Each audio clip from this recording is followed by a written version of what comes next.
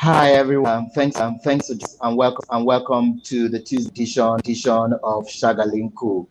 My name is Ambassador Emmanuel Gabari, and this is welcoming you to the program. Today on the show, we'll be looking at global health structure and how we build and make it better in the long term. COVID-19 creates of overwhelming angles, both for medical practitioners, both for the economy. Lives were lost, lot of lives were also lost, and then it's beginning to take a toll on countries because their economy was also shut down while when there was a whole lot of worldwide lockdown during the pandemic. So today we'll be looking at how to build global health infrastructure for the long term. And I have all the way here is Hailey Bathurst. She's the project manager and partner director from Chicago, Illinois, and she'll be talking to us a lot more these and many others. We're streaming live on YouTube and Facebook. Go search for us on Achaga TV on Facebook, Achagalinku TV on YouTube. Do share the link right now, share the video for others to watch. Drop your comments at the comment section for my guest, and if you have questions for her, to drop it in there, and then she'll be responding as the program progresses. Hi, Hailey. Good to have you. Good morning, afternoon for you. And sorry for pulling you out. It's still quite early in the United States of America, but thank you for joining us. How are you doing? I'm doing well, thank you. Thank you so much for having me today. Yeah. So tell us more about what you do. Who is Hailey Bathurst, and what more do you do aside being project manager and partnership director? Sure. So my latest title is partnership director and manager, as I work for a healthcare startup currently. And I've been working there for about a year while I've been actually finishing my master's degree at University of Chicago, which is why I'm calling you guys from Chicago today. So actually next week I will be graduating with a master's in international development policy from the University of Chicago. Thank you. It feels very good. So previous to this, I actually served in the Peace Corps in Namibia, which is a government-run program through the U.S. government. It's a 2-year volunteer service where you go and serve at various organizations for the community for 2 years. So I worked at the Hobabis municipality in Hobabis, Namibia for 2 years. And serve the community in that capacity, working a lot with entrepreneurs, social entrepreneurship, teaching business skills workshops, and working a lot with youth as well.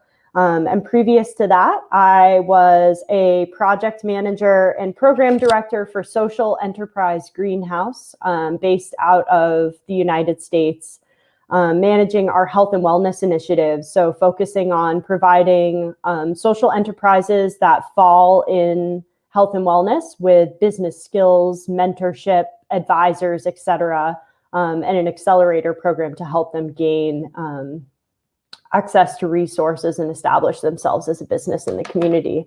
So I had been doing that work for a couple of years and decided that I needed to do something more. And that's when I joined the Peace Corps. And so I kind of worked my way backwards, but that's what my roles have been up until this point.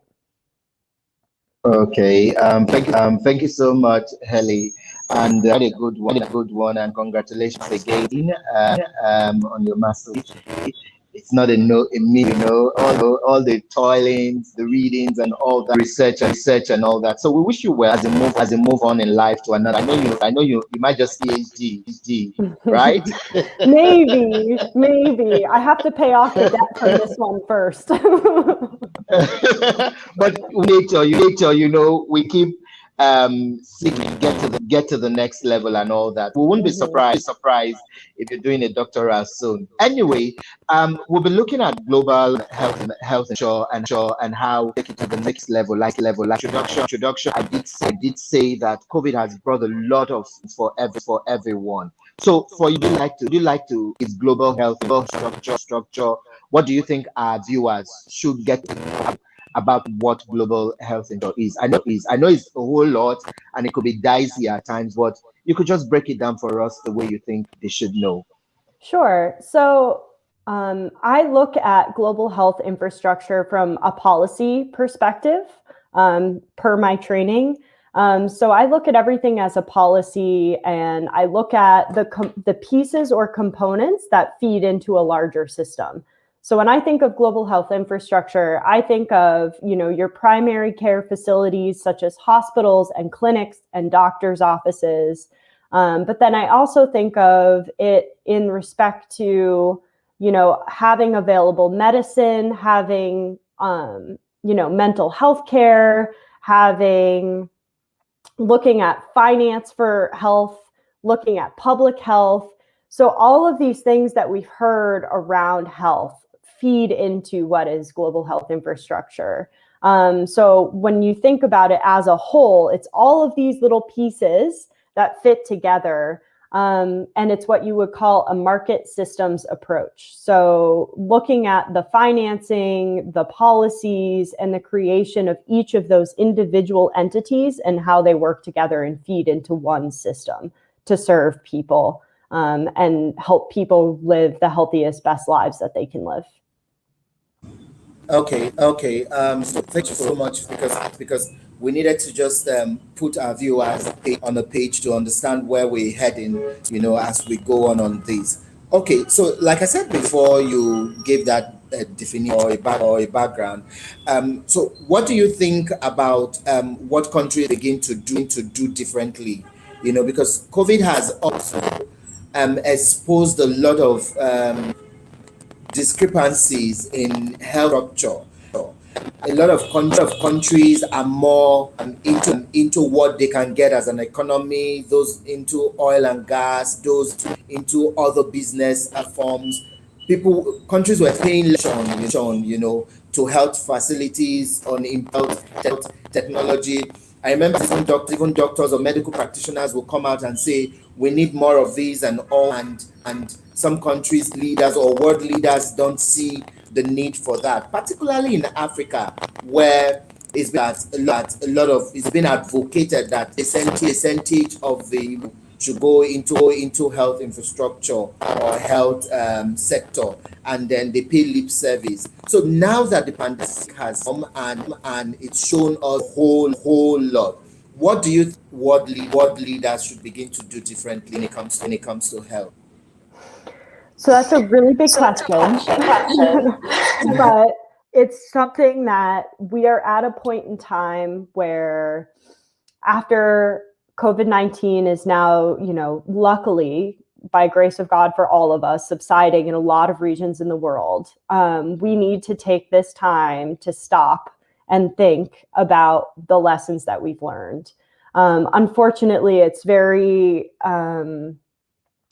I think governments and countries are very quick to move on. Like, okay, we put out the fires, let's keep going. As you mentioned, like, we have economic concerns, we need to bounce back.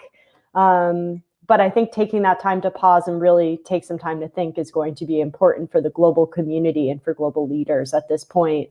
And what they need to think about is that Africa as a whole, as you mentioned, actually fared very well with the pandemic. And I think, Africans themselves, as well as external countries, global powers looking at the continent of Africa, everybody was just like waiting for the other shoe to drop, like thinking that, we worry what happens when, this pandemic reaches. But because Africa has become so resilient with infrastructure around pandemics, due to Ebola, due to HIV and AIDS, malaria, there has been historic investment from external powers and actors in these specific pandemic-related illnesses. And because of that, it has built out an incredible infrastructure for pandemic response. So I think that is an extremely important point as a lesson learned for the rest of the world, to look at Africa and know that, this is why that they fared so well. And also for us to take a secondary look at, especially in low and middle income countries, why was the impact so bad, right? And a lot of the answers in that is because the actual public health infrastructure itself was not capable to handle the burden it was given. It happened in the United States. It happened in every country across the world that had a large COVID outbreak. That our public health infrastructure in low and middle income countries, as well as poor communities within the United States, really suffered. And that's primarily because there is not enough investment in public health infrastructure. And when we say that, that means that specifically if we're thinking about Africa, a lot of countries in Africa, in sub-Saharan Africa, for example, spend less than 10% of their GDP on funding health systems. Now, those health systems support predominantly 60% or more of the whole population of the country because they're public health, right? People don't have insurance. Insurance schemes are also very limited and they're very privileged. And so because of that, you have the majority of these populations using public health systems, such as public hospitals, public clinics, that do not receive enough of the government funding in order to serve the people that they're expected to serve. And that's where we ran into serious issues. There were shortages of ventilators, of PPE, of required medicines, of hospital beds, because we aren't providing, global leaders are not advocating for or listening to the evidence of why they need to invest more money in public health infrastructure so that we can avoid this in the future. Yeah, I'd also like to ask that during the pandemic, women and children were worstly or mostly healed. To say women also became emergency caregivers. They got associated with either husbands being sick, children or relatives, and all that. We know women are also on the disadvantaged side some of the times when you talk about economy, talk about development, talk about terms of growth, all that. Passionate about women and girls. Let's even talk about some of the vulnerabilities that face, and then you can relate it to the pandemic era, especially with the lockdown, because we also had issues of pandemic, of gender violence. A lot of women now had to stay with their perpetrators because there was massive lockdown and all that. What are some of the vulnerabilities that women have faced, and how is it on the rise vis-a-vis the pandemic? Yeah, it's a great question. And I think, you touched on a lot of them in the framing of your question, especially this issue of domestic violence. Women are always more vulnerable, especially in low and middle income countries, because it's very difficult for women to acquire financial stability and independence aside from their partner, right? Women are expected to get married, they're expected to have kids, they bear children, they take care of those children, they have these household roles. And unfortunately, the world is still kind of stuck in this older way of thinking. And it has left women extremely vulnerable historically. And if your mother was in that situation, often it's very hard for younger generations to break that.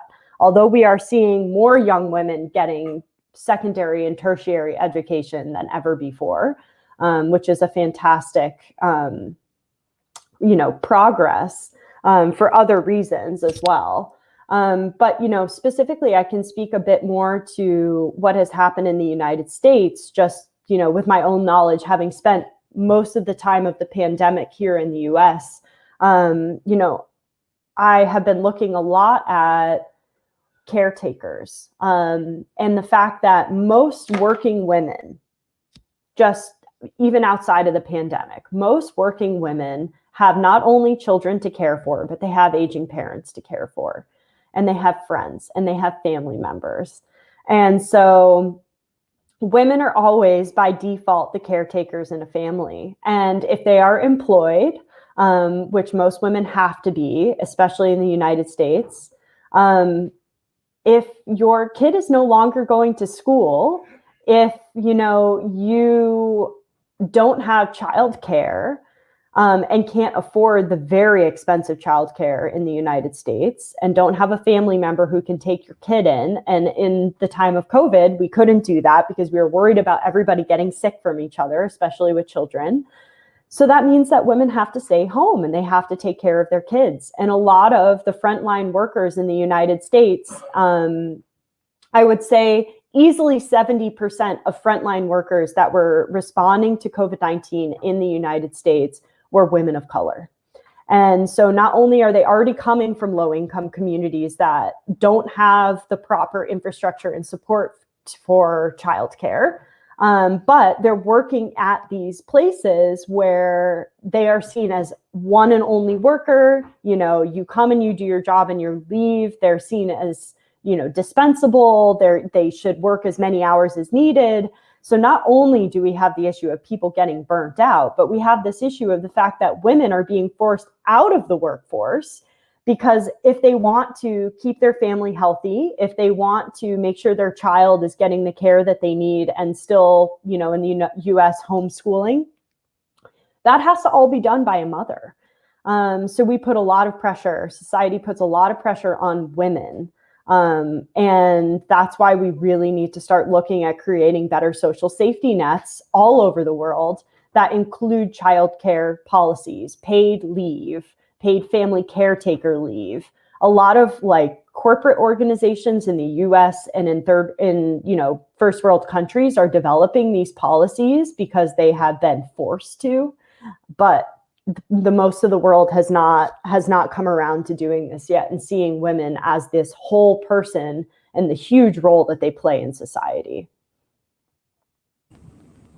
Okay, I'd like us to also talk about what is happening or what has happened in India, because I remember as you were talking about addressing issues where countries are so overburdened or overwhelmed in the economy trying to know oil and gas or the business to invest in.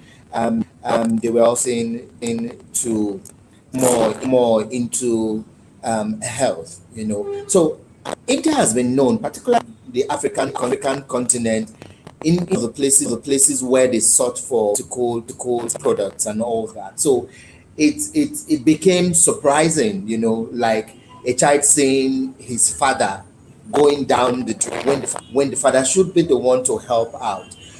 What do you think could be the reason for India's surge in the cases and the COVID, that it became so bad that at some point they couldn't even find places to lay the bodies, so they were cremating them and all that. What in your opinion was the issue with India? Yeah, so what happened in India is just, it's very, very sad. I have a lot of Indian friends and colleagues, and I feel for them. I think, unfortunately, it's a quite a simple answer. India let up its restrictions, right?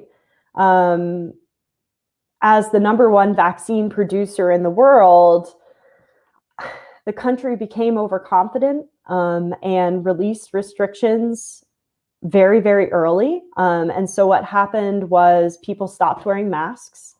They stopped social distancing. There were political rallies being held. There were spiritual and cultural events, giant festivals with thousands and thousands and thousands of people. So you had these huge social gatherings, all of these restrictions being lifted, and they were sanctioned by the government, who is supposed to be the beacon of reason, right, in this pandemic. And then the fact that India sold off over half of its vaccine stock meant that at that point in time, when it lifted restrictions, only half the country had received maybe one shot. And so when it was time for them to continue to get vaccinated, there not only was a shortage of vaccines, but you had this, coinciding event with all of these public festivals.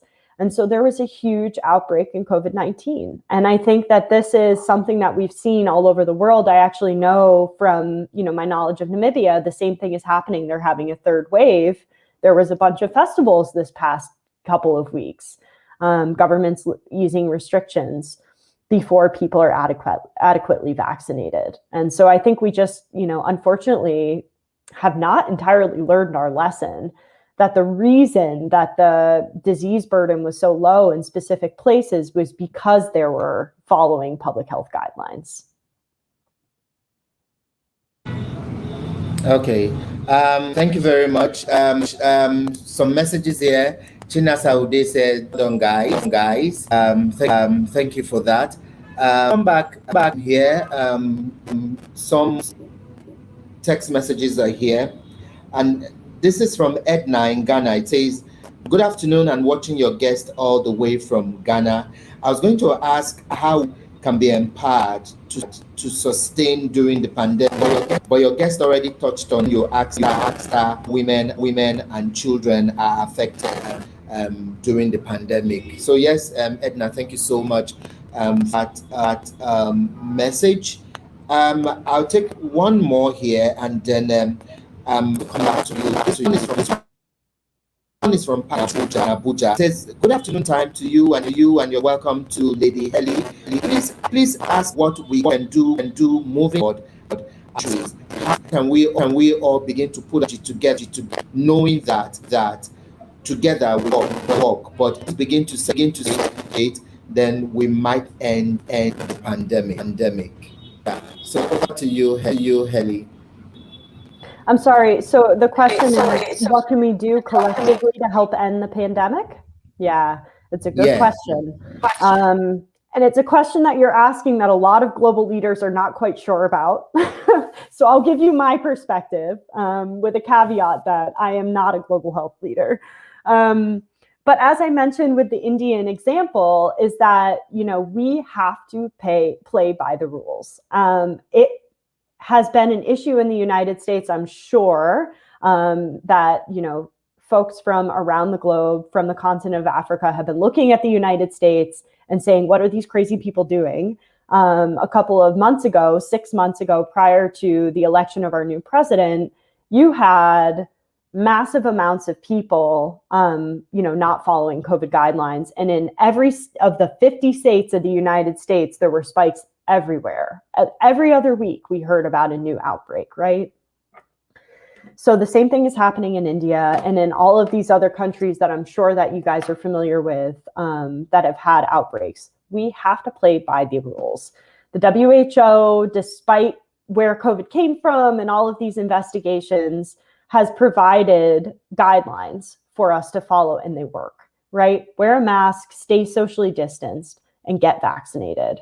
I just finished my 2 rounds of vaccine, and I encourage anyone where available to get their vaccination. I know that unfortunately there is a great vaccine shortage, and that's real. So if you live in a region of the world where you cannot get assuredly 2 doses of a vaccine or the Johnson & Johnson 1 dose, then you need to continue to follow the guidelines and, put your mask on, keep your social distance, keep your Purell, your hand sanitizer in your pocket, and just make sure you're continuing to follow the rules. It's really unfortunate because we have all lost so much in the past almost 2 years from having to restrict ourselves from social gatherings, from, being with friends and family, from going to outdoor events. But we have to understand that the implications of not following those rules means this pandemic will continue. And so we all have to collectively come together and understand that this is what we need to do in order to see life return to a new version of normal.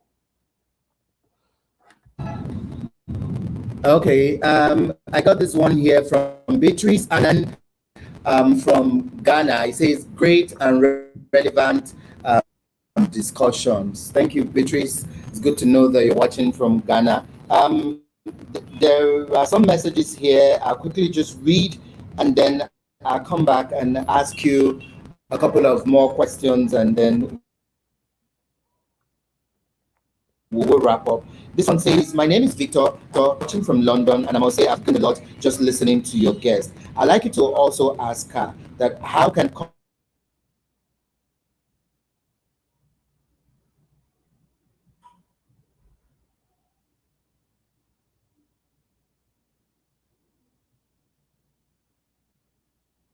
control that their health infrastructure. Victor just asked the question, and Victor is asking that how can countries, and thank you, by the way, Victor from London. Victor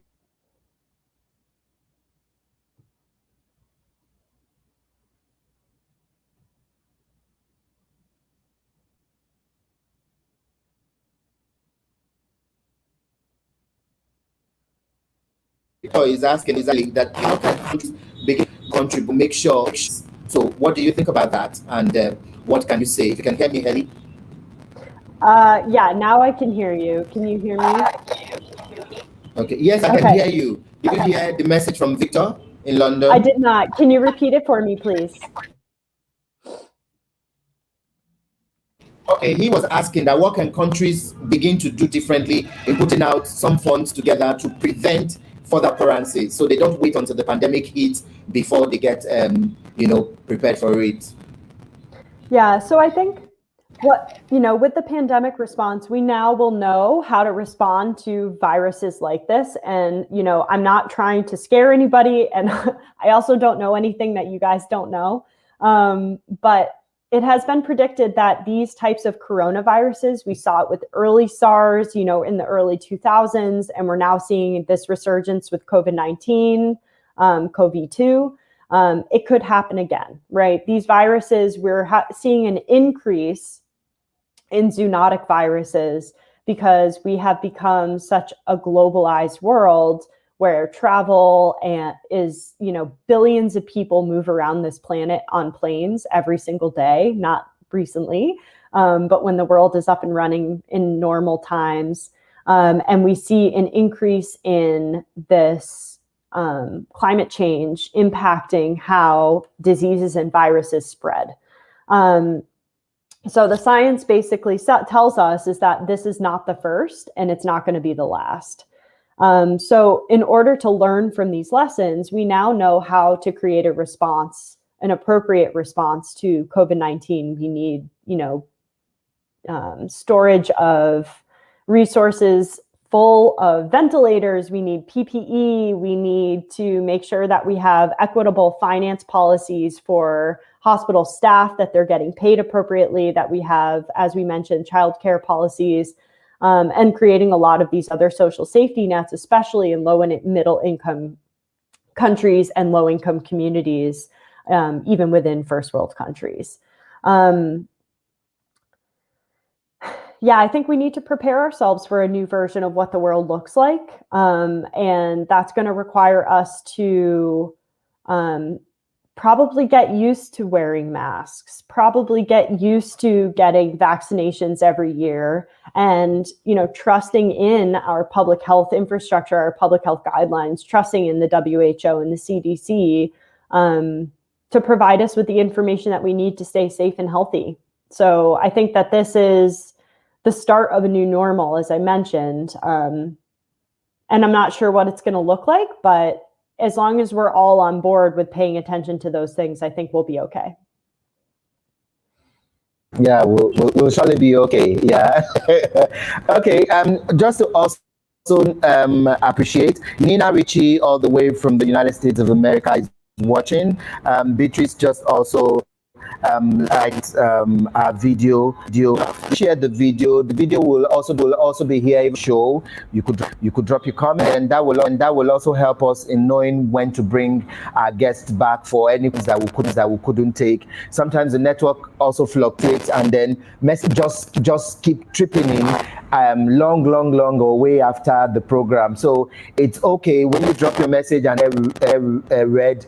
Don't feel bad. When later we'll always forward it to our guests. Why sometimes our guests a second time around to talk about issues. Now, Hailey, let's also look at a very important aspect of all this. Now, what should we be doing differently for women? I am particular about women. I believe that if into champion more courses for women to get education, they'll be able to feet and then to take care of the others. It's wrong just looking at women as home makers, or you are training a woman and take care of her home, because not everyone.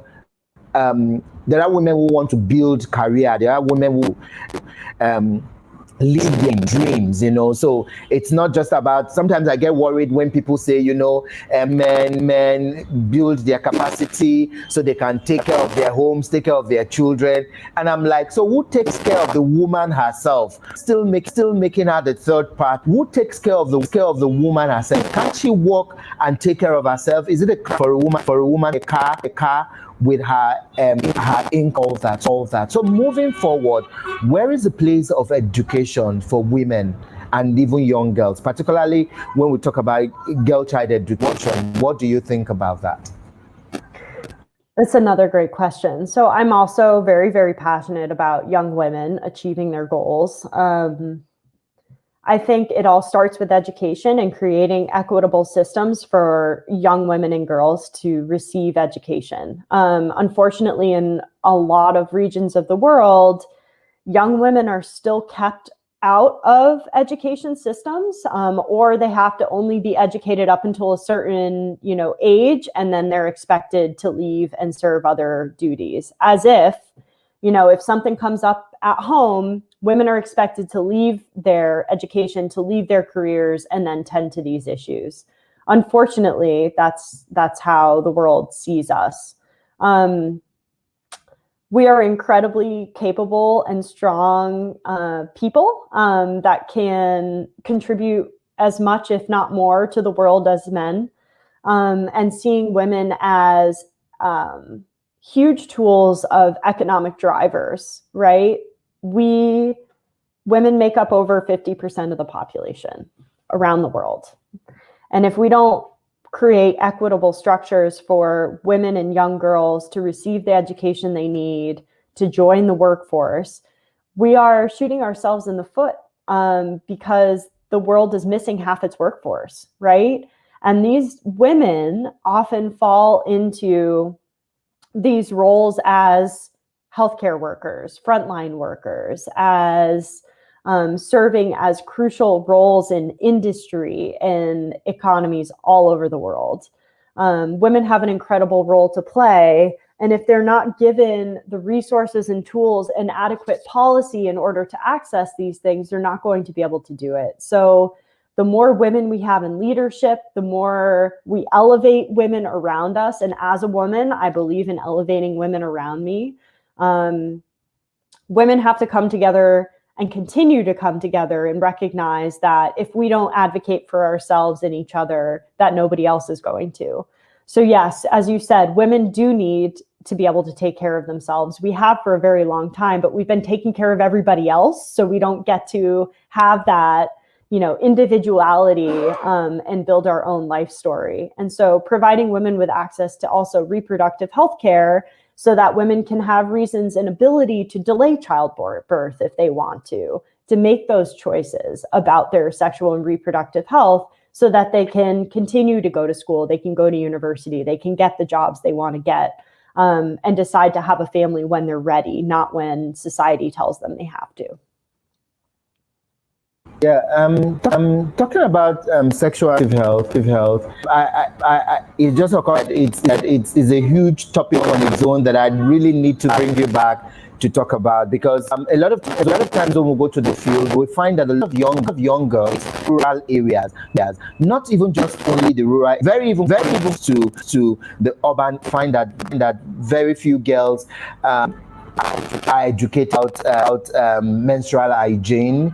Some have to even go to school completely, not just for the circle, but because they feel dirty at times, and then parents feel that, oh, that's the right age for them to get married off, so they don't get pregnant, because as a teenager you're now menstruating. The myth you get pregnant once there's an intercourse and all that. So I also want to bring you back for us to talk about teenage pregnancy and maybe menstrual hygiene. But could you also talk on this, because pandemic as well, a whole lot was going on.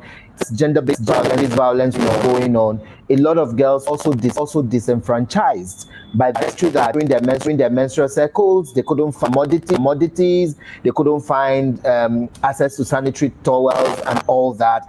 And even in the camp, we heard a lot of instances for sex for food, sex for commodities and all that. So what would you like to say to young teenage girls who might into this interview be watching us from across?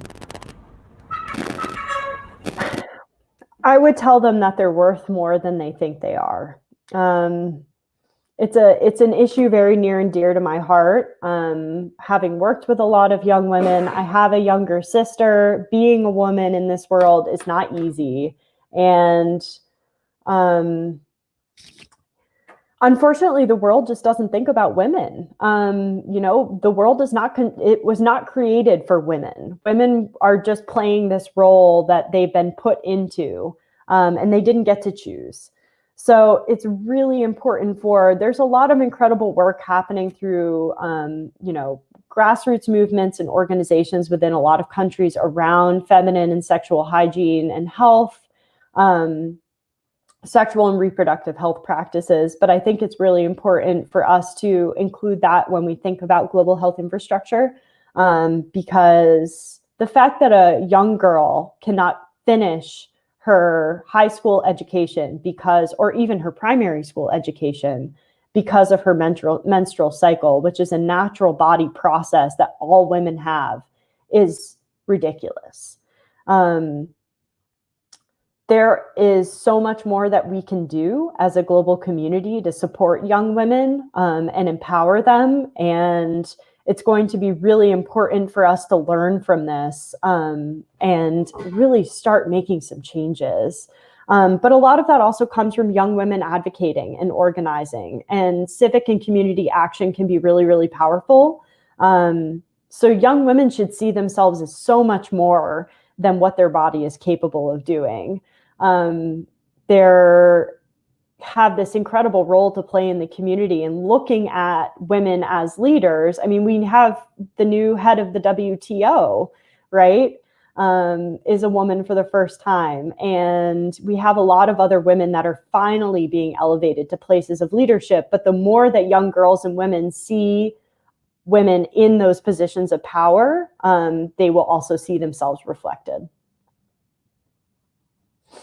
Yes, and we also have the vice president of states. So I think this year is just basically for women. I mean, they are breaking the ceilings and new grounds and all that. So we're wrapping up now, but I'd like you to read this Chinasa O'Day, if you can screen. You quickly read and then you rest, and then we'll be wrapping up.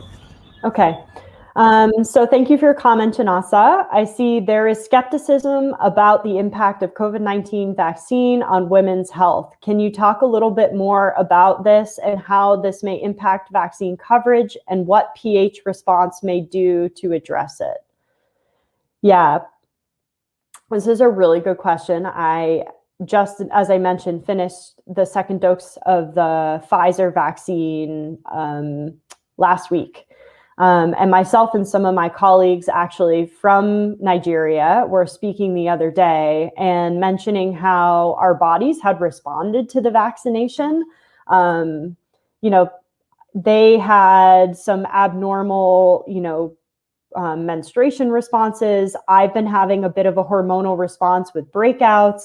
And so I think, unfortunately, there is not a forum for women to speak about these types of things. So, and as we all know, Chinasa, I'm sure you're asking for a reason, because women's health is never truly studied until years and years and years later, right? Where it comes out that, oh, this was a problem, or, oh, women are having this problem because of this thing that we gave them like years ago. So I think it's important for women to share their experiences, right? We suffer in silence. That is we suck it up and we keep pushing.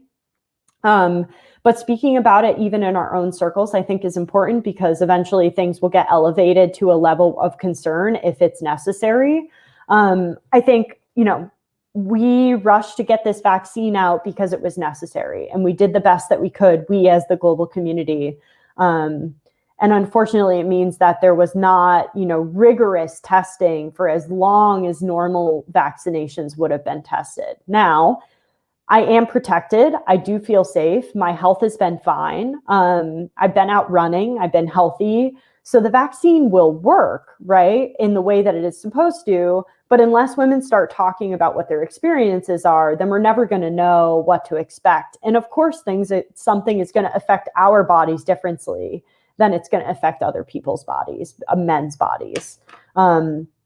So I think the more that we talk about it and find forums and platforms to speak about our experiences, then that's the only way that these issues are going to come to light. We have to force the way that public health responds. And if we stay silent, then they'll stay silent too. But I still encourage everybody to get vaccinated if you can. I really like the fact that you taught that, because even with the normal family planning things, commodities for women, there's always been conspiracy theories as well and all that. So it's a good one that there are clarifications. But still asking people generally, whether you're a woman or man, just go get your vaccine. I mean, let's follow science and then know how we go from there. Ask one. I have so many questions I would have really loved for that, but I know we'll come back to do all. Lastly, how to help medical practitioners, because it's obvious they are overwhelmed now, whether mentally, whether physically, whether even in the job. It's shocking finding the hospitals and then saying they've nurtured and then they die. Some are lucky to stay alive and all that. Time we should to support medical practitioners, because they're overwhelmed and all of that. What do you think we can do as individuals, government, and the society? So as individuals, we all know people that are frontline healthcare workers, right? We all know have people in our lives, in our circles, whether they're family members, friends, colleagues, that serve in those roles. And I think the best thing that we can do is just, be a friend, truly. Like, just be a friend, cook a dinner and bring it over to their house, watch their kids for them if you can, just be a neighbor. I think COVID-19 has, really bad things have really interesting positive lights that come forth. And one of the things that I think we've learned from this is the importance of community, that we have to support each other. Our actions impact those around us. And if we're doing well, it's our responsibility to take care of those around us that aren't doing so well. So that would be my individual level idea of also just creating community contributions to, take care of the people that are taking care of us. From a government and societal level, I think about two things. One is these policies around healthcare, finance, like actual payment of frontline workers, and then the social safety net aspect of their employment, making sure that they have access to good benefits, to paid leave, to childcare leave, childcare credits and benefits, all over the world. That needs to be the case. Because a lot of people are working really, really hard, not getting paid enough, and then having to continue to stay in this cycle of trying to catch up on bills, while they're saving lives, right? And we can't have doctors and nurses being tired and making mistakes. So unless these folks are getting support that they need in actual policy and, adequate financial compensation, then we're not going to be able to continue asking what we are from them. Okay. So thank you so much, Hailey. So final word. What's your pass to everyone and people who watch the video later on and the day breaks for all these.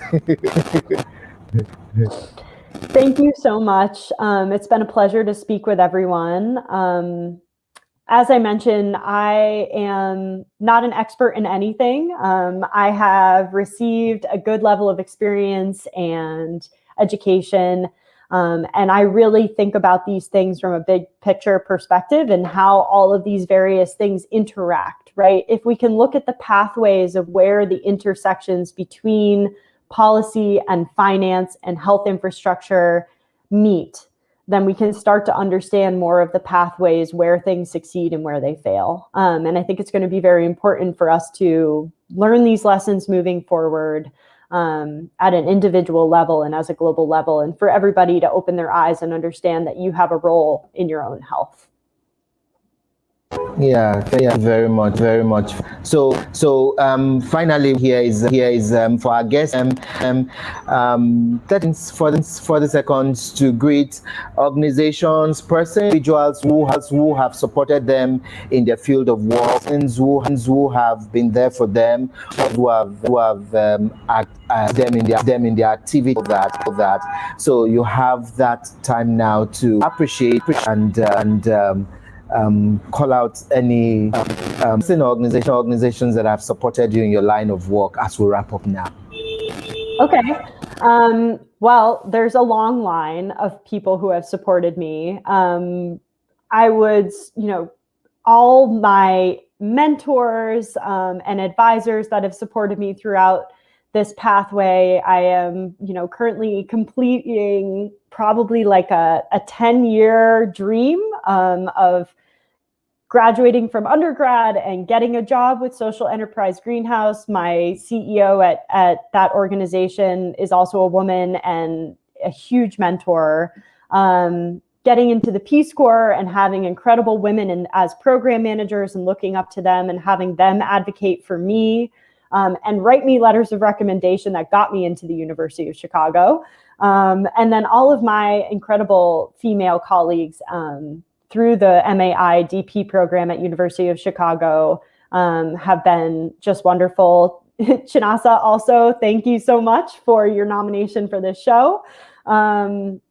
And just learning from the global community that I've been able and pleasured and privileged to surround myself with, as well as loved ones and family and friends. You guys are just, people don't make it to these places without having amazing support networks. So it's important, as you said, to call them out and make sure that they know that they're playing a really big role.